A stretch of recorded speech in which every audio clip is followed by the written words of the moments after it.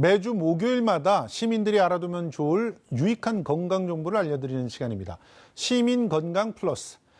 폭염으로 인해서 또 온열 질환은 물론이고 냉방병 등 각종 여름철 질환을 호소하는 분들이 속출하고 있는데요.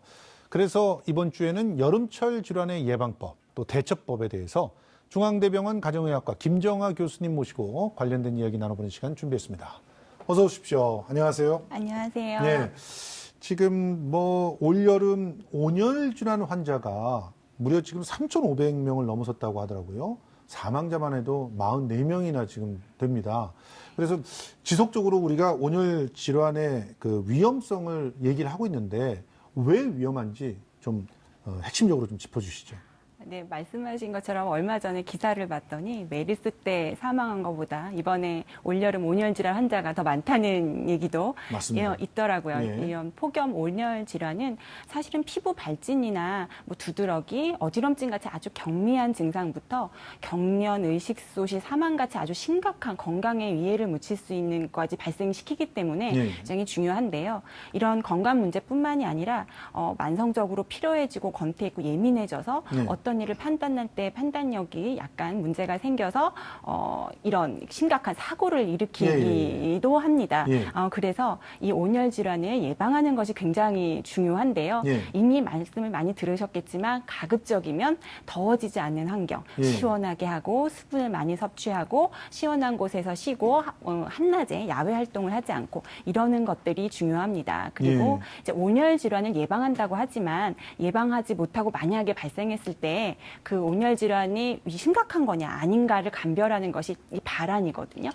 땀이 일단 나는 상태면 그래도 이 체온 조절을 하는 역할이 남아있는 상태여서 괜찮군요. 네, 그래서 얼른 시원한 곳으로 옮겨서 찬물을 마시고 하면 좋은데요. 일단 이 발안이 되지 않고 땀이 나지 않는 상태면 의식이 잃을 가능성도 많고 그땐 일부러 막 물을 먹인다든지 하기 대신에 119에 연락을 하고 찬 곳에 눕히고 얼른 얼음물이나 찬물로 몸을 닦아주는 것이 중요합니다. 그러니까 일단은 몸에 열이 있을 때는 열을 빨리 빼주는 게 네, 중요한 맞습니다. 거거든요. 그거 하나만 좀 기억하셔도 될 것 같아요. 네, 그러면서 맞습니다. 이제 좀 딱 봐서 심각하다 싶으면 바로 119에 네, 연락을 하셔야 될 것 같습니다. 네, 그렇습니다. 지금 폭염에 따른 기온 상승 때문에 체온이 이제 급격히 변화하는 그런 상황들을 맞게 되는데 그러다 보니까 심혈관 질환이라든가 네. 이 만성 질환 환자들이 갑작스럽게 이제 위험한 상태에 빠지는 그런 일들이 벌어진단 말이에요. 이런 분들이 이런 폭염 환경에서 좀 유의해야 될 점이 어떤 게 있을까요? 네, 일반적으로 우리가 어린이나 노인은 온열 질환에 취약하다 이런 예. 걸 다 알고 있는데 예. 이제 만성 질환자분들은 잘 모르시는 경우가 많습니다. 예. 근데 만성 질환, 고혈압, 당뇨병, 신부전 같은 만성 질환자분들은 이미 자율신경 기능이 좀 저하되어 있는 경우가 많아서 스스로 체온을 조절할 수 있는 기능이 떨어져 있는 경우가 많고요. 예. 이분들이 드시는 약에도 이미 그런 성분들이 들어가 있는 경우가 많습니다. 그렇군요. 예, 그래서 이제 보고에 의하면 이런 신장 질환을 가진 분들은 36도에서 1도씩 상승할 때마다 사망 위험이 한 28% 이상 높아진다고 알려져 있습니다. 충격적이네요. 그렇습니다. 예. 그래서 이 기존의 만성 질환을 가지신 분들은 가장 중요한 건 현재까지 치료하던 약물을 제대로 복용하시는 건데요. 예. 입맛이 많이 떨어져서 식사량이 줄었다고 당뇨병 약을 안 드신다든지 예. 이렇게 스스로 막 조절하시는 분도 있으시고요. 맞아요. 예, 과다하게 식사는 안 하시고 입맛이 떨어져서 당분이 많이 들어있는 음료나 과일로만 식사를 대체하시는 분도 있는데 예. 그런 것보다는 골고루 영양가 있는 음식을 체력을 유지하기 위해서 드시는 게 중요하고요. 예. 그다음에 과도한 야외 활동이나 무리한 일은 안 하시는 게 가장 중요합니다. 고혈압이 있으신 분들 같은 경우는 물을 마실 때도 그 양을 참 유의해야 된다고 들었거든요. 고혈압만 있는 환자분들은 크게 주의하지 않으셔도 되는데요. 고혈압이 아니고 심부전이나 만성 신질환이 있으신 분들은 물을 과도하게 섭취했을 때는 오히려 더 위험해질 수 있어서 그런 분들은 의사와 상의하시는 게 좋은데요. 지금 말씀하시는 것처럼 내가 고혈압 환자인지 심부전 환자인지도 모르시는 분들이 맞아요. 있어서 먼저 내가 어떤 병인지를 잘 알고 대처하시는 것이 중요합니다. 그리고 우리는 보통 여름 덥다. 그러면 얼음 들어가 있는 음료라든가 네. 아니면 또 시원한 생맥주 이런 것들을 막 떠올려요. 예, 맞습니다. 그리고 아이스 커피 막 벌컥벌컥 드시는 분도 많은데 예. 이게 다 오히려 우리한테 수분을 뺏어갈 수가 있다면서요. 맞습니다. 그 맥주나 알코올이 들어간 음료, 카페인이 들어간 음료는 전부 이뇨작용을 일으키기 때문에 예. 탈수를 유발하기 쉽습니다. 예. 그래서 수분 섭취는 그런 것들 대신에 이온 음료나 물을 드시는 게 좋고요. 예. 갈증을 느끼기 전에 미리미리 섭취하시는 게 좋고 아까 말씀드린 질환을 가지고 계신 분들은 꼭 의사와 상의하셔서 예. 수분 섭취하시는 게 좋습니다. 그리고 지금 요즘 이제 큰일 난 게 냉방병이거든요. 네. 특히 이 방송국에서 일하시는 분들 너무나 시원한 환경이기 때문에 네. 냉방병 호소하시는 분들 많아요. 네. 그런데 이 냉방병을 예방할 수 있는 방법은 어떤 게 있나요? 냉방병을 예방해서 가장 좋은 것은 실외의 온도와 차이가 많이 나지 않게 두는 것입니다. 한 5도 이상 차이가 나면 우리 체온을 조절하는 중추의 자율신경 기능이 손상을 받을 수 있기 때문에 예. 실내외 온도를 5도 이상 나지 않게 유지하시고요. 근데 여기는 기계를 위해서 낮출 수밖에 없어요. 그렇다면 예. 30분 정도마다 환기하듯이 스스로 냉방이 되어 있지 않는 환경으로 스스로 움직이셔서 스스로 움직이기. 하는 방법도 있고요. 예.